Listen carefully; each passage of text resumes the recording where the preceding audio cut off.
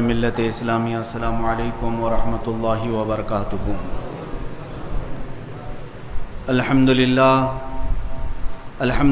الحنان المنان الذي خلق الانسان وعلمه البیان، والصلاة والسلام علی رسولہ سید الانس والجان وعلی آلہ واصحابہ ذوی الخیر والاحسان، اما بعد فاعوذ باللہ من الشیطان الرجیم، بسم اللہ الرحمن الرحیم۔ لقد جاءکم رسول من انفسکم عزیز علیہ ما عنتم حریص علیکم بالمؤمنین رؤوف الرحیم۔ صدق اللہ مولانا العظیم وبلغنا رسولہ النبی الامین المتین المختار الکریم، ونحن علی ذلک من الشاہدین والشاکرین والحمد للہ رب العالمین۔ بارگاہ رسالت معاذ صلی اللہ تعالیٰ علیہ وسلم میں درود پاک کا ہدیہ پیش کریں۔ اللہم صلی علی سیدنا و مولانا محمد معدن الجود والکرم وآلہ واصحابہ الکرام وابنہ الکریم وبارک وسلم صلاۃ دائمۃ سرمدا ابدا۔ عزیزان گرام وقار، ہماری آج کی یہ محفل پاک تحفظ ناموس رسالت علی صاحبہ الصلاۃ والسلام کے سلسلے میں منعقد ہے۔ ایک بات یاد رکھیں، نبی کونین صلی اللہ تعالیٰ علیہ وسلم کی ذات ستودہ والا صفات ہمارے لیے جو معنی رکھتی ہے وہ ہماری روح اور جان سے بڑھ کر کے ہے۔ ہو نہ یہ پھول تو بلبل کا ترنم بھی نہ ہو، چمن دہر میں کلیوں کا تبسم بھی نہ ہو نہ یہ ساقی تو میں بھی نہ ہو، خم بھی نہ ہو، بزم توحید دنیا میں نہ ہو تو تم بھی نہ ہو، خیمہ افلاک کا استادہ اسی نام سے ہے، نبض ہستی تپش آمادہ اسی نام سے ہے۔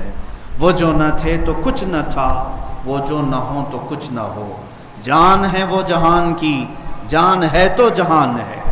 اگر رسول پاک صلی اللہ تعالیٰ علیہ وسلم کی ذات کے متعلق ہلکی سی بھی بات کسی نے کی تو یوں سمجھ لیں کہ پورے جہان کا نظام درہم برہم ہونے والا ہے۔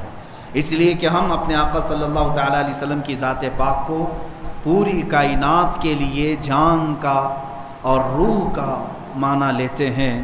اسی لیے اعلیٰ حضرت امام اہل سنت فاضل بریلوی رضی اللہ تعالیٰ عنہ نے بارگاہ رسالت معاذ صلی اللہ تعالیٰ علیہ وسلم کی تشریح یوں فرمائی، اللہ کی سرتا و قدم شان ہیں یہ، انسان ہی انسان وہ انسان ہیں یہ۔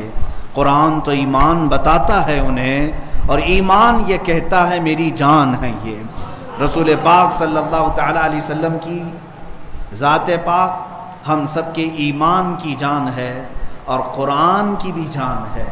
اگر حضور پاک صلی اللہ تعالیٰ علیہ وسلم کی ذات کو ہٹا دیا گیا تو نہ اسلام ہے، نہ قرآن ہے، نہ رمضان ہے، نہ کوئی دنیا میں مسلمان نام کی کوئی چیز رہ جائے گی۔ اس لیے کہ میرے عزیزو، اقبال نے یوں کہا، تشریحاً میں عرض کرتا ہوں، بڑے بڑے فقہا محدثین سب کا مذہب یہی ہے جو اقبال کی زبان سے یوں نکلا، بمصطفیٰ برساں خیش کے دی ہماؤس، اگر بہو نہ رسیدی تمام بو لہبیس۔ اپنے آپ کو نبی کونین کی ذات تک پہنچا دے، اسی کا نام دین ہے۔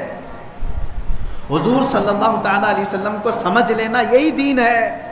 اور اگر تم حضور صلی اللہ تعالیٰ علیہ وسلم کے قدموں تک نہیں پہنچ سکے تو زندگی تمہاری ابو لہب کی طرح ہے، ابو لہبی ہے۔ بہرحال میرے عزیزو، مسلمانوں کو یہ سمجھانے کی ضرورت نہیں کہ عشق رسول کیا ہے، محبت مصطفیٰ کیا ہے۔ عزیزو، ہم پیدا ہوئے تھے تو ہمارے کانوں میں ہی اشہد ان محمد رسول اللہ کا، ہم اذان سنتے ہوئے دنیا میں آئے ہیں، بلکہ ہم اپنی زندگی کی شروعات نام مصطفیٰ سے کرتے ہیں۔ ہمارے عقیقے بھی سنت مصطفیٰ کے مطابق ہوئے، ہماری زندگیوں کی شروعات بھی مصطفیٰ کے طریقوں پر ہوئی ہے۔ مسلمان کے لیے جزو لا ینفک ہے، رسول کی ذات کہیں سے بھی ہم ہٹا نہیں سکتے، نہ اذانوں سے ہٹا سکتے ہیں، نہ نمازوں سے ہٹا سکتے ہیں، نہ مسجد کے محراب و ممبر سے ہٹا سکتے ہیں، کہیں سے بھی نہیں۔ اسلام حضور پاک صلی اللہ تعالیٰ علیہ وسلم کی پوری ذات کا نام ہے۔ اسی لیے قرآن نے کہا، تحقیق کہ تمہارے پاس وہ رسول آیا جس کو تمہارا تکلیف میں پڑھنا گوارا نہیں ہوتا۔ اب آؤ میرے عزیزو، آج کے دن کا جو مجھے میسج دینا ہے وہ یہ ہے، اللہ تو قرآن میں یوں فرما رہا ہے، تمہارا تکلیف میں پڑھنا رسول کو گوارا نہیں ہوتا۔ رسول تمہاری تکلیف کو دیکھ نہیں پاتے، وہ برداشت نہیں کر پاتے۔ بارہا رب ذوالجلال کی بارگاہ میں رب حبلی امتی کہتے رہے، اپنی عبادتوں میں، راتوں کیا وقت، اپنے تنہائیوں میں، معراج کے سفر میں، قبر اطہر میں اس گنہگار امت کو یاد کرتے رہے۔ قرآن نے سچ کہا کہ رسول کو تمہارا تکلیف میں پڑنا گوارا نہیں، اسی لیے اعلیٰ حضرت نے یوں عرض کیا تھا، جو نہ بھولا ہم غریبوں کو رضا، جو نہ بھولا ہم غریبوں کو رضا، یاد اس کی اپنی عادت کیجئے۔ جس دن امت کی یاد آئی، میرے آقا صلی اللہ تعالیٰ علیہ وسلم نے رونا شروع کیا۔ اعلیٰ حضرت فرماتے ہیں، اللہ کیا جہنم اب بھی نہ سرد ہوگا، رو رو کے مصطفیٰ نے دریا بہا دیے ہیں۔ میرے آقا صلی اللہ تعالیٰ علیہ وسلم کس غم میں روتے تھے؟ ان کے لیے رونا کس بارے میں تھا؟ صرف اور صرف یہی کہ یوں عرض کرتے تھے، رب اغفر لامتی فانہم لا یعلمون، اے اللہ میری امت کو معاف کر دے، اس لیے کہ وہ پہچانتی نہیں ہے، وہ جانتی نہیں ہے۔ اے میرے عزیز مسلمانوں، کیا آج رسول پاک صلی اللہ تعالیٰ علیہ وسلم سے محبت رکھنے والی یہ قوم حضور کی ذات پر کیچڑ اچھالے جائیں، حضور کو سب و شتم کیا جائے، غلیظ گالیاں بکی جائیں، اور تمہیں دیکھ کر کے کان پر جوں تک نہ رینگتی ہو؟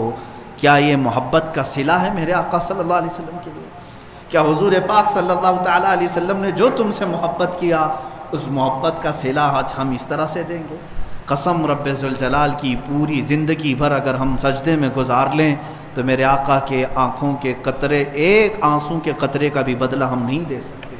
پوری امت میرے آقا صلی اللہ تعالیٰ علیہ وسلم کے درد امت میں روئے ہوئے آنسوں کے قطرے کا بھی حساب نہیں دے سکتی۔ لیکن آج افسوس اس بات کا ہے، 25 کروڑ تعداد جہاں مسلمانوں کی ہے، اس ملک میں میرے آقا صلی اللہ تعالیٰ علیہ وسلم کو روز نشانہ بنایا جا رہا ہے، ذات رسول کو کوسا جا رہا ہے، میرے آقا پر بھدے الزامات لگائے جا رہے ہیں۔ یہ سلسلہ آپ سے نہیں ہے، مسلسل پچھلے 10 سالوں سے ہم دیکھ رہے ہیں، روز بروز کسی نہ کسی کو کھڑا کیا جاتا ہے۔ جانتے ہوئے مسلمانوں یہ کیوں کر رہے ہیں؟ ان کو کیا رسول پاک صلی اللہ علیہ وسلم سے لینا دینا ہے؟ حضور اکرم صلی اللہ تعالیٰ علیہ وسلم کی ذات کو کیوں یہ ٹارگٹ کرتے ہیں؟ یہ جانتے ہیں، یہ چاہیں تو آج کمزور مسلمانوں کو مار سکتے ہیں، یہ چاہتے ہیں، یہ چاہ لیں تو تھوڑے سے مسلمانوں کو یہ پیس دیں، لیکن میرے عزیزوں، یہ پورے دنیا بھر کے مسلمانوں کے مارنے سے زیادہ سمجھتے ہیں کہ ان کے رسول کو گالی دے تو یہ جیتے جی مرتے رہیں۔ یہ ہمیں بار بار موت کی طرف لے جانا چاہتے ہیں۔ یہ جو ہمیں آزمایا جا رہا ہے، یا آج ہمارا ٹیمپریچر بھی ناپا جا رہا ہے کہ اب تک ان کے اندر کتنا ایمان کا بخار موجود ہے۔ اور اس سے قبل مہینہ نہیں گزرا ہوگا، ملعون وسیم رضوی نے قرآن پاک پر حملہ کیا، قرآن کو دہشت گردی کی کتاب کہا، آتنکواد سے بھری ہوئی کتاب کہا۔ اس کتاب کو پڑھنے والا قتل و غارت کرتا ہے، لوٹ مار کرتا ہے۔ میرے عزیزوں، یہ کسی مسلمان کی بات تو دور کی ہے، یہودی اور عیسائی جو سیکولر قسم کے ہیں وہ بھی قرآن پاک کے متعلق ایسے جملے نہیں کہتے۔ ایون ہندو بھی جو قرآن کی تعلیمات سے آشنا ہیں، ان میں بھی بڑے بڑے پنڈت گزرے ہیں، انہوں نے بھی قرآن پر ایسے بھدے الزامات نہیں لگائے۔ لیکن افسوس یہ ہے کہ ایک مسلمان جو ان کفار و مشرکین کی غلاظت کھا کر کے پلا ہوا، وہ قرآن پر حملے کرتے ہوئے سپریم کورٹ تک پہنچ گیا۔ اور میں یہ پوچھنا چاہتا ہوں کہ مسلمانوں، اب ہمارا لائے عمل کیا ہے؟ آپ کیا کرنے جا رہے ہیں؟ کیا آپ سڑکوں پر نکل کر کے احتجاج کریں گے، یہی کافی ہے؟ کیا آج آپ واٹس ایپ ادھر سے ادھر شیئر کر لیں گے، اسٹیٹس پہ اس کو گالیاں دے دیں گے، یہی کافی ہے؟ اے مسلمانوں، آج تمہارے لیے بدر، احد، خندق پڑھنے کی ضرورت ہے۔ اگر صرف سڑک پر نکل کر کے احتجاج کرنے سے جواب مل جاتا تو میرے آقا صلی اللہ تعالیٰ علیہ وسلم 313 نہتے صحابہ کو لے کر مدینے سے بدر تک نہیں آتے۔ آج ہمیں میدان میں اترنے کی ضرورت ہے، عمل کے میدان میں۔ اے مسلمانوں، اپنے آپ کو تیار کرو۔ میں دعوت دے رہا ہوں نوجوانوں کو، تو کبھی کبھار پھر میں یہ سوچتا ہوں کیا میں ان نوجوانوں کو بلاؤں عظمت رسالت کی پہرہ داری کے لیے، جن کی راتیں گانا سننے میں گزر جاتی ہیں، صبح گندی تصویریں دیکھنے میں نکل جاتی ہیں، اکثر وقت تو ان کا گیم کھیلنے میں چلا جاتا ہے، فیس بک کی چیٹنگ، انسٹاگرام پر اپنے اوقات صرف کرنے والوں کو میں کیسے دعوت دے سکتا ہوں؟ انہیں کس نام سے میں بلاؤں؟ کبھی کبھار یہ بھی شرم آتی ہے۔ اے میرے عزیزو، حالات اس قدر سخت سے سخت ہوتے چلے گئے، آج دل درد کرتا ہے، دل کے ٹکڑوں میں ہزاروں طرح کی ٹیسیں اٹھتی ہیں کہ عظمت رسالت صلی اللہ تعالیٰ علیہ وسلم پر اس قدر حملے۔ اللہ کی پناہ، ابھی ہندوستان کے ڈاسنا کے ایک مندر کے مہنت پجاری پنڈت نے جو میرے آقا صلی اللہ تعالیٰ علیہ وسلم کی شان میں بکنا شروع کیا، وہ ایک وقت کی بات نہیں، ڈیلی وہ ایک ویڈیو اپلوڈ کرتا ہے، روزانہ حضور کی شان میں گالیاں دیتا ہے اور اپلوڈ کرتا ہے۔ پورے ہندوستان بھر سے لوگ غم و غصے کا اظہار تو کر رہے ہوں گے، لیکن حکومت وقت نے ایسے کتوں کو پال رکھا ہے تاکہ مسلمانوں کا خون کھولاتے رہیں، انہیں پکاتے رہیں، انہیں ایگریسو کرتے رہیں اور ان کو مارتے رہیں حضور کے نام پر۔ میرے عزیزو، ان حکومتوں کے آنے سے بہت پہلے ہی علماء نے چیخ چیخ کر کے تمہیں کہا تھا کہ اب تمہارے حساب کتاب کا وقت آ چکا ہے، حساب کتاب کا وقت آ چکا ہے۔ جانتے ہیں، میں نے ایک آپ سے اس سے قبل بھی واقعہ عرض کیا تھا، بغداد میں تتاریوں نے حملہ کر کے پورے بغداد کو ہلاک کر دیا تھا۔ اس وقت وہاں پر موجود جو تتاری تھے، مسلمانوں کو پیٹھ کے پیچھے ہاتھ باندھ کر زمین پر الٹا لٹاتے اور ان کے سروں پر پتھر رکھتے، اپنے جوتے رکھتے۔ اتنے قتل کیے تھے انہوں نے کہ مسلمانوں کی کھوپڑیوں سے، سروں سے مینار تعمیر کیا۔ اسلام تو ختم نہیں ہوا اور نہ یہ انشاءاللہ قیامت تک ختم ہوگا، لیکن جانتے ہیں اس وقت اس تتاریوں کی جو لیڈر تھی وہ ایک عورت آئی، اس نے دیکھا ایک شخص اذان دے رہا تھا پورے سونے بغداد میں جہاں ہلاک و برباد ہو چکا ہے سب، ایک شخص اذان دے رہا ہے، اس کو گرفتار کروائی۔ عورت جو لیڈی تھی وہ اس وقت جرنیل رہی ہو، جو بھی رہی ہو، اس مسلمان سے پوچھا ان حالات میں بھی تو اذان دے رہا ہے؟ اب بھی تو اذان دے رہا ہے؟ سارے مسلمان مارے گئے۔ تو اس نے کہا جب تک روح باقی رہے گی میں اذان دیتا رہوں گا، میں پکارتا رہوں گا۔ اذان یہ جگانے کے لیے ہے، بیدار کرنے کے لیے ہے، جب تک میری زبان کھلے گی میں اذان دیتا رہوں گا۔ اس نے قریب کیا اور اس مسلمان شخص سے بات چیت شروع کی، کہا اچھا تمہارا یقین ہے اللہ کی ذات پر؟ اے مسلمانوں غور سے سنو اس بات، تمہارا یقین ہے اتنے لوگوں کے مر جانے کے بعد بھی؟ اس نے کہا اب یقین میرا اور بلند ہوا، اللہ رب العزت ہے اور وہ میرا حقیقی خالق و مالک ہے اور میں اسی کی عبادت کرنے والا ہوں۔ جانتے ہیں اس خاتون نے ایک کہا مار کے پوچھا اگر تمہارا اللہ ہے تو پھر کہاں چلا گیا؟ یہ بغداد کی اتنی ساری لاشیں انہی لوگوں کی تو ہیں جو اللہ اللہ کرتے تھے۔ دریائے دجلہ کا پانی لال ہو چکا ہے خون سے، اب بھی تو کہتا ہے کہ اللہ ہے؟ اس نے ایک مثال دی اور اس عورت نے کہا پھر تمہارے ساتھ مدد کیوں نہیں؟ ہم کیوں اب تمہارے اوپر غالب آ گئے؟ ہماری حکومت بغداد میں آ چکی، ہمارے مذہب میں آ جاؤ، ہمارے پیروکار ہو جاؤ۔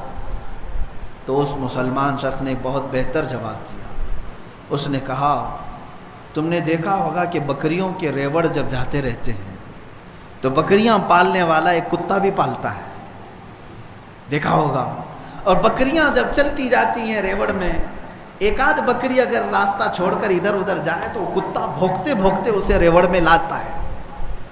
کتا ٹرینڈ ہوتا ہے، مالک کی بکریوں کی حفاظت کرتا ہے، اگر ایک آدھ بکری بھی ادھر ادھر چلی گئی تو کتا اسے بھونکتے بھونکتے واپس اس ریوڑ میں جمع کر دیتا ہے۔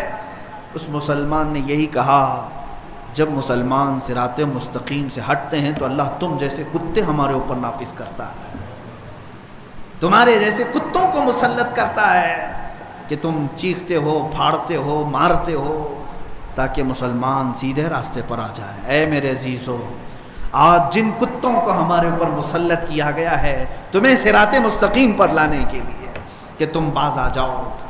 آج ایک چھوٹا سا تجزیہ بھی اگر میں تمہارے سامنے پیش کروں، حیرت ہوتی ہے، کیا جینے کے یہ انداز ہیں مسلمانوں کے، جس کو اقبال نے بہت پہلے کہا تھا کہ تہذیب میں ہو نصارہ تو تمدن میں یہود، تمدن میں ہنوت، یہ وہ مسلمان ہیں جنہیں دیکھ کے شرمائے یہود۔ تمہارے طور طریقے نصارہ کے، یہود کے اور ہنود کے، انہی کاموں میں تمہاری صبح و شام گزر رہی ہے۔ تم نے اسلام کو اپنے گھروں میں اجنبی کر رکھا، تم نے اپنے چہروں سے سنتیں ہٹا دی، تم نے اپنے لباس ختم کر دیے۔ حد تو یہ ہے کہ پولیس اسٹیشن میں جائیں، ڈپارٹمنٹ میں جائیں، سب سے زیادہ وہاں پر مسلمان مجرمین پکڑ کر کے لائے جاتے ہیں۔ جیلوں میں مسلمان ہیں، کورٹ میں مسلمان ہیں، نشے کے کاروبار میں مسلمان ہیں۔ کیا یہ جینے کے انداز ہیں تمہارے؟ میں آج کے ان مسلمانوں کو ضرور کہنا چاہوں گا کہ تم پاکیزگی کے لیے آئے تھے، طہارت کے لیے آئے تھے۔ تمہارے ہاں تو استنجا کے طریقے تک بتا دیے میرے مصطفیٰ کریم صلی اللہ علیہ وسلم نے، لیکن اس قوم کی حالت آج یہ ہے کہ ان کے محلے سب سے زیادہ غلاظت، ان کے محلوں میں بے حیائی زیادہ۔ جب تم اسلام کی بنیادوں کو چھوڑ کر کے دوسری جگہ عزت پانے کی کوشش کرو گے تو پھر تمہارے ساتھ یہی ہوگا۔ اے مسلمانوں، بار بار جو تمہاری جانوں کو جلایا جا رہا ہے اس کی وجہ یہ ہے کہ تم اپنے اعمال کو بدلو، تم اپنے اخلاق کو بدلو۔ تم کس منہ سے میرے آقا کے نام کی بات کرتے ہو، حضور پاک صلی اللہ تعالیٰ علیہ وسلم کی محبت کے نعرے لگاتے ہو؟ کبھی اپنے اعمال سے پوچھا، کبھی اپنے گھروں سے پوچھا؟ صحابی آئے، حضور سے پوچھا گھر میں بیٹا ہوا کیا نام رکھوں؟ میرے آقا نے فرمایا محمد رکھو۔ 1.5 سال 2 سال کے بعد آئے، کہا حضور دوسرا بیٹا ہوا ہے کیا نام رکھوں؟ کہا محمد رکھو۔ پھر 2 سال کے بعد آئے، کہا تیسرا بیٹا ہوا ہے نام کیا رکھوں؟ میرے آقا نے فرمایا محمد۔ انہوں نے کہا یا رسول اللہ پہلے بھی محمد ہے، دوسرے بھی ہے، پھر تیسرا بھی رکھوں؟ میرے آقا نے فرمایا کیا تجھے فرق پڑتا ہے تیرے ایک گھر میں 3 محمد ہوں؟ اللہ کے نبی صلی اللہ تعالیٰ علیہ وسلم کے وہ صحابہ اپنی نسبتیں میرے آقا سے جوڑنے پر فخر کرتے تھے۔ عمر ابن خطاب رضی اللہ تعالیٰ عنہ یوں فرماتے ہیں کہ ہم تو ایک ذلیل قوم میں سے تھے، رسول پاک کے قدموں کی برکت ہے کہ انہوں نے ہمیں عزت عطا فرمائی۔ جب تک بکے نہ تھے تو کوئی پوچھتا نہ تھا، یا رسول اللہ تم نے خرید کر ہمیں انمول کر دیا۔ آج تمہاری جو عزتیں ہیں وہ صرف نام رسول کی وجہ سے ہے۔ آبروئے ماں ز نام مصطفیٰ است، ہر چے دری دنیا باد مصطفیٰ است۔ اس دنیا میں جو کچھ بھی ہمارے لیے مسلمانوں کے لیے وہ نبی کونین صلی اللہ تعالیٰ علیہ وسلم کی عزت کے بات ہے۔ آپ کیا سمجھتے ہیں بدر کیوں ہوئی، احد کیوں ہوئی، خندق کیوں ہوئی، حنین، تبوک، یہ کیوں ہوئی جنگیں؟ اس لیے کہ عظمت رسالت پر جب کسی نے انگلی اٹھائی صحابہ بے قرار ہوئے اور اپنے شہروں سے باہر نکل آئے، اور پھر دنیا کو یہ سبق سکھایا۔ سلطان عبدالحمید ثانی اللہ ان کی قبر پر ہزاروں رحمتیں نازل فرمائے، ترکی کے وہ عظیم خلیفہ اسلام تھے۔ فرانس نے ایک بار گستاخی کی تھی تو انہوں نے برجستہ یوں کہا تھا کہ فوراً اپنی وہ فلم جو ریلیز کرنے والے ہو رسول پاک صلی اللہ تعالیٰ علیہ وسلم کے نام سے یا کارٹون بنانے کے پلان ہوں، فوراً ترک کرو ورنہ ساری دنیا میں تمہارے سر پر لا کر پھوڑ دوں گا۔ صرف اتنا ایک خلیفہ اسلام کا کہنا تھا کہ فرانس اپنے قدم پیچھے لے لیا، آج سے 100 سال پہلے کی۔ آج دنیا بھر میں 57 اسلامی ممالک کا کوئی بادشاہ میرے نبی کے نام پر بات کرنے کو تک تیار نہیں۔ حضور اکرم صلی اللہ تعالیٰ علیہ وسلم کی عظمت پر اس قدر غلیظ حملے ہو رہے ہیں لیکن کوئی بولنے کو تک تیار نہیں۔ کہاں ہے سعودی، کہاں ہے امارات، کہاں ہے کویت، کہاں ہے بحرین، کہاں ہے عراق و شام و یمن؟ سب ختم۔ یہ آپسی رسہ کشی میں مبتلا ہیں، وہ ایک دوسرے کے سر مارنے میں مصروف ہے۔ اے مسلمانوں، اقبال نے بہت پہلے ہی یہ کہا تھا، ان سے پھرے جہاں پھرا پھر آئی کمی وقار، ان کے جو ہم غلام تھے خلق کے پیشوا رہے۔ ایک نقطہ اتحاد تھا ہمارے پاس، وہ نام رسول، میرے آقا صلی اللہ تعالیٰ علیہ وسلم کا نام پاک پورے لوگوں کو ہمیں جوڑ رکھتا تھا۔ مدینے میں حبشہ سے کوئی آیا ہے، روم سے کوئی آیا ہے، فارس سے کوئی آیا ہے، لیکن جب وہ سارے لوگ الگ الگ ملکوں سے الگ الگ نسلوں سے آتے، مدینے میں میرے آقا کے نام پر سب سگے بھائیوں کی طرح جڑ جاتے تھے۔ آج یہ اختلافات، یہ انتشارات جنہوں نے ہمیں توڑ رکھا ہے، جس کی وجہ سے کچھ مٹھی بھر شدت پسند آتنکواد پنڈت جنہوں نے میرے نبی کونین صلی اللہ تعالیٰ علیہ وسلم کی شان میں ہرزہ سرائی شروع کی ہے۔ آج میں برجستہ یہ کہتا ہوں، علل اعلان کہتا ہوں، ہندوستان میں سب سے بڑا کوئی آتنکواد ہے تو وہ نرسنگھارم سوامی ہے، جو میرے آقا صلی اللہ تعالیٰ علیہ وسلم کی عزت پر حملے کر رہا ہے۔ بارہا اسے مطالبہ کیا گیا ان تمام باتوں کو ختم کرنے کا۔ اب میں بہت احتجاجات کی بات نہیں کروں گا، ایک میری بات سن لے۔ میں آج بڑے جذبات کے ساتھ اگرچہ ہوں، بولنے کی اب ہمارے پاس بھی طاقت نہیں رہ گئی، اس لیے کہ ہم بھی مجرم ہیں۔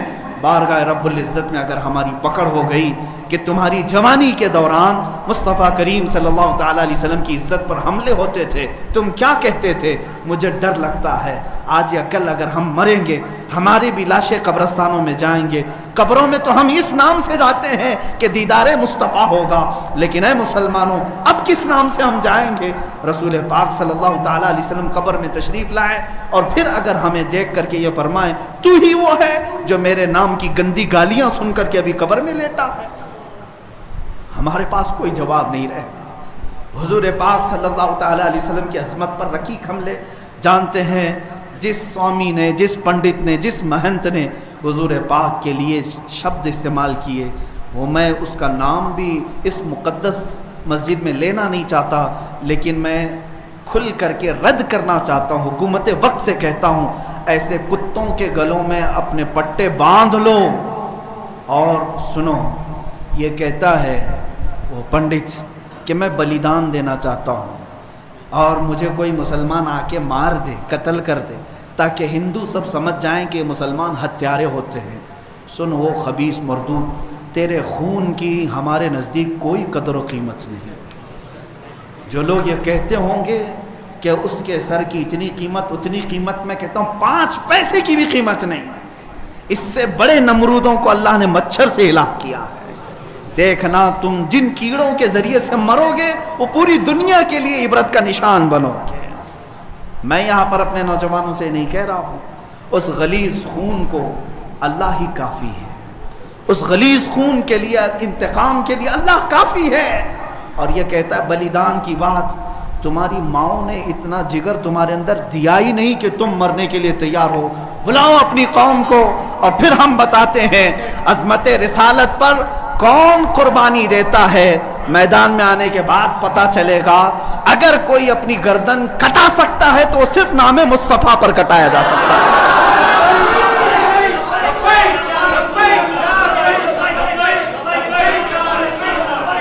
حسن یوسف پہ کٹی مصر میں انگشت زنا، سر کٹاتے ہیں تیرے نام پہ مردان عرب۔ وہ صحابہ کٹاتے تھے اور بتاتے تھے۔ آج اگر وہ پنڈت وہاں بیٹھ کر کے کہتا ہے کہ میں بلیدان دینا چاہتا ہوں، تو اپنی کوٹھے میں بیٹھ کر بلیدان دے لے تیرے اپنے گھر میں، لیکن میں جانتا ہوں کہ 1 لاکھ کیا، ابھی اگر میں ہندوستان کے نوجوانوں کو آواز دے دوں تو پوری دلی کی سرزمین بھر جائے گی انشاءاللہ العزیز۔ سارے نوجوانوں کے سر بھی وہاں پر لہرائیں گے۔ میں انشاءاللہ عنقریب اعلان کرنے والا ہوں کہ اے نوجوانوں، کیا تم میری اس بات پر لبیک کہتے ہو کہ کیا تم میری اس بات پر آواز دے کر لبیک کہتے ہو کہ اگر حکومت وقت نے اس ملعون کو گرفتار نہیں کیا یا عظمت رسالت پر بھونکنے والوں کے گلے میں پٹا نہیں ڈالا تو ہندوستان کے ہر کونے سے مسلمان اپنے سر پر کفن باندھ کر دلی پہنچے؟ آپ تیار ہیں اس بات کے لیے؟ انشاءاللہ العزیز اگر سر کٹے گا، اے مسلمانوں گھبرانا نہیں، سب سے پہلے اس فقیر کا سر جائے گا انشاءاللہ، سب سے پہلے ہماری گردن کٹے گی۔ اور یہ مرنا تو ہے ہی آج یا کل، اپنے بستر پر ایڑیاں رگڑ رگڑ کر مرنے سے تو بہتر ہے میرے مصطفیٰ کی عظمت کا پرچم بلند کر کے دنیا سے جائے، اس لیے کہ فرشتے بھی ہماری لاشوں کے استقبال کے لیے تیار، فرشتے بھی ہماری لاشوں کے استقبال کے لیے تیار ہوں، اس لیے کہ فرشتے بھی یہ کہیں گے یہ عام آدمی کی لاش نہیں آ رہی ہے، میرے نبی پاک پر اپنا خون نچھاور کرنے والا آ رہا ہے۔ اور انشاءاللہ العزیز انشاءاللہ وہ پنڈت اپنے بزدلوں کو جمع کرنے کی کوشش کر رہا ہے۔ اور ابھی میں نے دیکھا ایک ویڈیو نشر کر کے وہ کہتا ہے ہندو بھائیوں سے میں کہتا ہوں کہ تم اپنی قربانی کے لیے تیار ہو جاؤ، کیوں زہر پھیلا رہے ہو، کیوں زہر پھیلا رہے ہو ہندوستان میں؟ ہم نے کبھی لڑنے کا یا جہاد کا اعلان نہیں کیا، اب تک ہمارے کسی عالم نے اعلان نہیں کیا۔ امن کے ساتھ رہنے کی تلقین اسلام نے بھی دی ہے، حضور نے خود فرمایا ہے جنگ کی تمنا مت کرو، جنگ کی. لا تتمنوا لقاء عدوکم، میرے آقا فرماتے ہیں دشمنوں سے مٹ بھیڑ کرنے کا، جنگ کرنے کا ارادہ مت کرنا، تمنا مت کرنا. ہاں اگر ان کی طرف سے آ جائے تو پھر قدم بھی پیچھے مت لینا، پھر قدم پیچھے نہیں لینا. اس وقت پھر تم سمجھ لینا تمہارے ساتھ کون ہوگا. پرائم منسٹر آئے گا، ہوم منسٹر آئے گا، سی ایم آئے گا، یہ سب اسی کوٹھے کے لوگ ہیں. اے مسلمانوں فخر کے ساتھ آنا، تمہارے ساتھ کوئی اہل سیاست نہیں آئے گا. تمہارے پیٹھ پیچھے رسول اللہ کی ذات ہوگی اور تمہارے سر پر اللہ رب العزت کی عنایت ہوگی. اللہ اور اس کے رسول کے بھروسے پر ہم جائیں گے انشاءاللہ. اور یاد رکھنا یہ صرف جذبات کی باتیں نہیں، جوش کی باتیں نہیں. میں اپنا ایک پیغام ریکارڈ کرنا چاہتا ہوں. اگر اس ملعون اور اس خبیث نمرود کی اولاد تک میری یہ بات پہنچ سکتی ہے تو پہنچا دی جائے. تم نے بہت بھونک لیا اپنی مندر میں بیٹھ کر کے، تم پریس کلب آف انڈیا میں بیٹھ کر کے بہت بھونک لیے. کتے آپس میں اپنی گلی میں بہت بھونکتے ہیں. میرے اس میسج کو اس ملعون تک پہنچا دیں. اگر ذرا برابر بھی دم خم ہے تمہارے اندر، تمہاری ماں نے اگر دودھ پلایا ہے تم کو، تو اب میں مناظرے کا چیلنج نہیں دے رہا ہوں، ڈیبیٹ بھی نہیں کروں گا، بات چیت بھی نہیں کروں گا.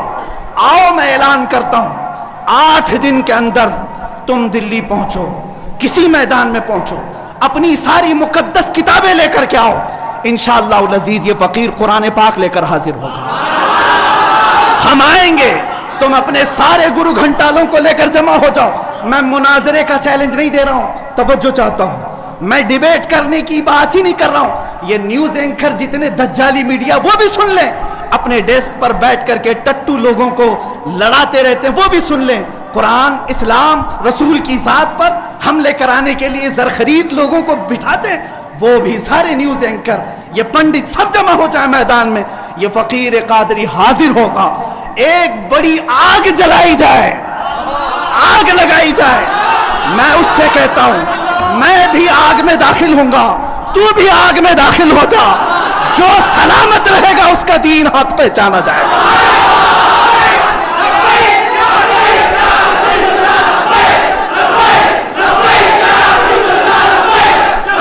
بہت ہو گیا ہے مسلمانوں، بہت ہو گیا احتجاج، بہت ہو گئے پروٹیسٹ، بہت ہو گئے ان سے مطالبے کرنا کہ اس کو گرفتار کرو، اس کا سر چاہیے. آؤ آج آر پار کی بات کر لیتے ہیں. زمانہ گزر گیا، 800 سال ہو گئے. سرکار غریب نواز کو بھی یہی چیلنج کیا گیا تھا. معین الدین حسن چشتی نے ہند میں یہ بتایا تھا کہ جو نبی کا غلام ہوگا وہ آگ میں بھی کود جائے گا. انشاءاللہ العزیز میں گنہگار ضرور ہوں، میرے اخلاق برے ضرور ہیں، لیکن جب بات میرے مذہب کی آئے گی، قرآن کی آئے گی، نام مصطفیٰ کی آئے گی، میں برسر اعلان آج پھر کہتا ہوں، آؤ تم سارے پنڈت مل کر کے آؤ، آگ لگائی جائے. تم سب پوری دنیا کو دکھانا میں بھی آگ میں داخل ہوں گا، تم بھی آگ میں آ جانا. دیکھتے ہیں کس کے جسم کو آگ جلاتی ہے. اگر میں سلامت رہا تو میرے دین کی بات ہوگی. اور انشاءاللہ العزیز مجھے یقین کامل ہے کہ اگر آگ پر بھی کسی کا حکم ہوتا ہے تو صرف میرے رب ذوالجلال کا ہے، میرے رب ذوالجلال کا ہے. بس اسی بات پر میں اپنی گفتگو کو ختم کرتا ہوں. اب احتجاج نہیں، اب پروٹیسٹ نہیں، سیدھے آر پار کی بات. میری یہ بات پہنچا دی جائے، اگر جواب آ جائے تو دیکھ لینا مسلمانوں، مجھے یہ یقین ہے کہ اس کا کوئی جواب نہیں آئے گا، اس کا جواب نہیں آئے گا. ہجڑوں کے پاس اس طرح کی کوئی بات کا جواب نہیں ہوتا. ان کی ماں نے اتنا دودھ ہی نہیں پلایا. یہ زرخرید اپنے علاقے میں بیٹھ کر کے بھونک تو سکتے ہیں، لیکن آؤ مباہلے کی میں دعوت دے رہا ہوں، مباہلے کی دعوت. قرآن نے بھی میرے مصطفیٰ کو مباہلہ کرنے کا حکم دیا تھا. جب عیسائیوں نے بہت باتیں کی تو رب تعالیٰ نے فرمایا اے رسول فَقُلْ تَعَالَوْا نَدْعُ أَبْنَاءَنَا وَأَبْنَاءَكُمْ وَنِسَاءَنَا وَنِسَاءَكُمْ وَأَنفُسَنَا وَأَنفُسَكُمْ ثُمَّ نَبْتَهِلْ فَنَجْعَلْ لَعْنَةَ اللَّهِ عَلَى الْكَاذِبِينَ. اے رسول ان کو بلا لیں، آپ اپنے بیٹے بیٹیوں کو لے کر کے آئیں، اپنی عورتوں کو لے کر کے آئیں اور خود جائیں اور ان سے بھی کہیں کہ تم بھی اپنے بیٹے بیٹیاں لے آؤ، اپنی عورتیں لے آؤ. بیٹھیں گے میدان میں، اللہ سے دعا کریں گے کہ جو جھوٹا ہے اس پر لعنت بھیج. اتنا ہی میرے آقا کو حکم آیا تھا. حضور گئے نجران کے عیسائیوں کے پاس، چلو بلاؤ، مباہلہ کرتے ہیں، ایک مناظرہ ہوتا ہے جو ڈیبیٹ کیا جاتا ہے، مباہلے میں ڈیبیٹ نہیں، سیدھے میدان میں، عمل کے میدان میں بات نہیں کی جاتی۔ حضور آئے کس کو لے کر؟ سیدہ کائنات فاطمہ الزہرا، حسن مجتبیٰ کو، حسین اعظم کو، مولا علی کرم اللہ وجہہ کریم کو، 5 لوگ آئے تھے۔ نجران کے عیسائیوں نے پہلے تو مان لیا تھا چیلنج، جب یہ نورانی چہرے دیکھے تو عیسائیوں کے ایک بوڑھے پادری نے کہا، اے نادانو، کس کو تم نے مباہلے کے لیے بلا لیا؟ اگر اس رسول نے ہاتھ اٹھا دیا تو قیامت تک تمہاری نسلیں باقی نہیں رہیں گی۔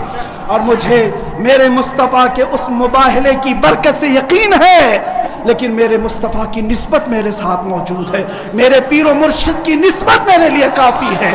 انشاءاللہ العزیز مباہلے کے لیے فقیر حاضر ہوگا، جواب آ جائے۔ اے سنی مسلمانوں، انتظار کرو، اب لڑائی آر پار کی ہو جاتی، دیکھا جائے گا کس کا دین حق ہے، کس کی کتاب حق ہے، کس کا رسول حق ہے۔ اسی بات پر خاتمہ ہوگا۔ وآخر دعوانا الحمدللہ رب العالمین۔